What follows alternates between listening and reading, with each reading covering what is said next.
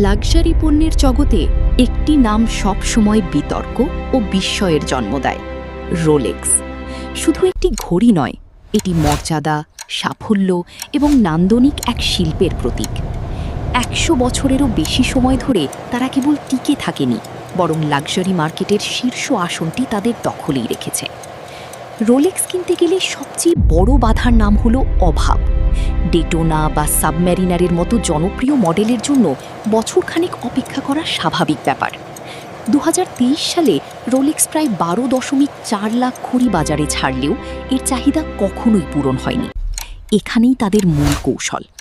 এটি তথাকথিত Veblen effect, যে পণ্যের দাম বাড়লে তার চাহিদা কমার বদলে বেড়ে যায়, কারণ এটি ক্রেতার কাছে স্টেটাস সিম্বল হিসেবে দেখা যায়। ২০২৪ সালে তারা উৎপাদন ২% কমিয়ে আনে, যাতে বাজারে পণ্যের পরিমাণ কমে এবং পুরনো ঘড়িগুলোর মান আরও বৃদ্ধি পায়। এই দুষ্প্রাপ্যতাই রোলেক্সের ক্রাউনের উজ্জ্বলতা বাড়িয়ে দিচ্ছে।